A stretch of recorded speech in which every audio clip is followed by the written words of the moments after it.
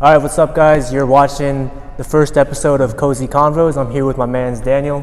Thanks for joining us, bro. What's up, man? Thank you for having me here. For sure. All right, Daniel, so we go way back to the elementary school days. I remember back then, you were breaking a bone every other week. Oh, God. But yeah, so you want to talk about when you started training more seriously and why you did it? Yeah, man. So it takes me back all the way to elementary school. So back then, I was breaking bones. Yeah, I remember that. I was lacking a lot of nutrients back then, and I was overweight because I wasn't watching what I was eating. And on top of that, I wasn't exercising. So over time, that caught up to me. Throughout middle school and high school, that's when I experienced it the worst.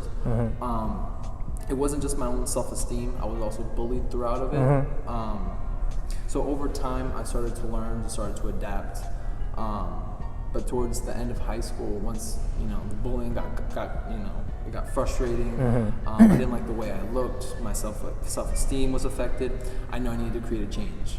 My whole thing is that nobody's going to create that change for you. So you have to go out there and do that yourself. Now, this wasn't an easy step. It took many fails before I could finally see a good path to go. Gotcha. It was trial and error, as any other human being. Trial with exercising, different types of workouts, what to eat, what my body doesn't like, how my metabolism works. So there's multiple factors that play into it. But once I started seeing results, when I started, changing up my workouts and my diets, I got hooked to it. So once I started seeing that little change, it became more of a habit, and then it became a lifestyle. And then from a lifestyle, I wanted to, I loved it so much. I'm passionate about it. I wanted to turn it into a career. Dope. So here I am today as a certified trainer, trying to help out people who are in the same situations as I was. It's the best feeling in the world. It's the best feeling. It's something I've always wanted since I was back in middle school. For sure. I'm like, these people are helping out others. I wish I had that helping hand. For sure, but, that's what I want to do here today. That's awesome, man. Going off of eating healthier, you made that shift a while back to a more vegetarian diet. Obviously, that's not easy to do. So, do you want to just talk to us a little bit about, the transition process, some challenges you faced in doing that, and how do you feel about doing it? Was it worth it? Yeah, man. So, going the vegetarian route wasn't just for a healthier diet. It's very ignorant when people say when you become a vegetarian, you can't get your protein. Where are you going to get it from? Soy? No. There's plenty of other. Exactly. Yeah. But the thing people don't understand is there's different alternatives. You know what I mean? In 2020, it's so much different. If you were in the forest and there was survival of the fittest, that's something different. But we have so many more options now. Right. My biggest thing was that vegetarians can't make significant gains.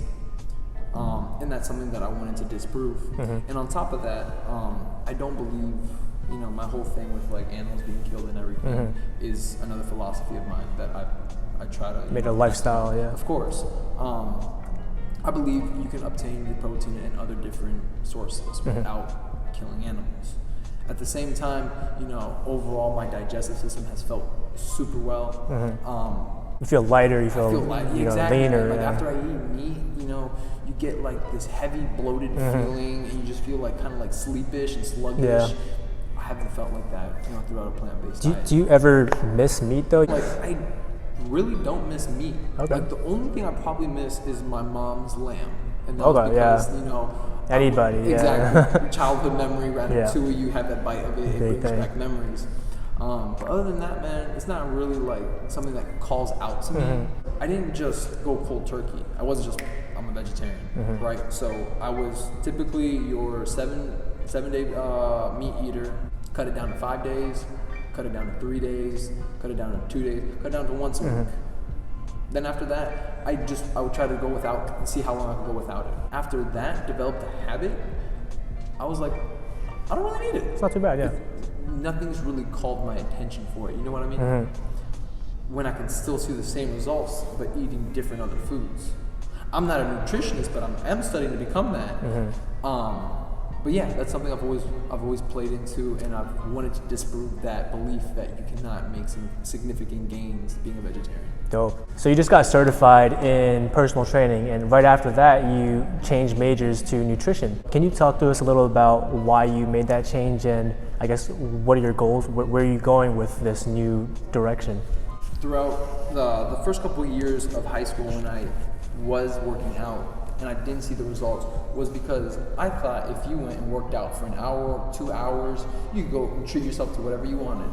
Wrong. That is not what you do. You are what you eat. If you put in work inside of the gym, you're going to put work outside of the gym. And I'm not saying you're going to go run and kill yourself outside. I'm saying is you have to watch what you eat. You have to keep a balanced diet. That was the key thing, keeping a well-balanced diet. When I combined nutrition and exercising together, it gave me the results that I wanted. And that's where it all became a lifestyle, and I wanted to put it into a career. So when I was applying at Montgomery College, I wanted to do nutrition there, but they didn't have any programs for it, unfortunately. So I chose exercise science initially. Although it was an amazing course, and I love the professor and I love everything, it wasn't something I truly wanted. As much as I love exercising, and I love that I went and got my certification for it, the main goal was nutrition. Nutrition is hands down the one thing you always want to have, you know, well, you want to be good at. You want to have good nutrition. You want to make sure you do that from when you're young all the way until you get old. That's the way you have a healthy, long life. And that's what I want to help others. I want, main long-term goal is to become a registered nutritionist / dietitianist, you know, helping people out there in ways I never even thought of. I've always wanted to create my own program in exercising, and then what to eat pre, post, during, you know, just a full combination. You're getting the full plan. It's not ground just, up. Exactly. Dope.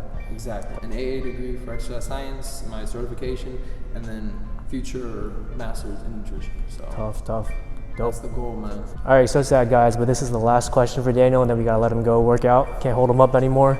In your whole experience training yourself and training other people along the way, what is the most valuable lesson that you've learned that you'll take with you forever? I think one of the biggest things that I could take from working out is building rapport. So building rapport is relationship building with people, with others around you. The reason why I say that is because I would have not got here if it wasn't for friends, coworkers, professors, you know, people outside who come and help me to become who I am today and where I am today. I learn from others, you know what I mean? They teach me and I learn from that. And that's something people need to accept, and like it's a cool thing to do. It's not right. It's not uncool. Because you know people will always take it bad. You know, they don't want to seek help. I've always been the one to go ask questions, you know, ask for advice, you know, ask for that, you know, an extra helping hand. It's important not to let your ego get in the way. Exactly, and it takes you a long way. You know what I mean? It's helped build my communication skills, verbal skills. I used to be an introvert. That's funny to say. You know, I go up to people and I try to start talking to them now. Because at the end of the day, we're all here working on ourselves to make us better, a better version of ourselves for tomorrow. You know, it's not just coming in here and lifting weights. We're making a better version of ourselves. That's what we need to take out of it. All right, well, thanks for answering all our questions and having us here today. I know you're a busy guy, but we're gonna let Daniel get to his workout now. Smash that like button, and if you want to see more, go follow Daniel. I'll put his link in the description. Yeah, man, appreciate it. Hey, man, pleasure of you having me here, man. Been dope.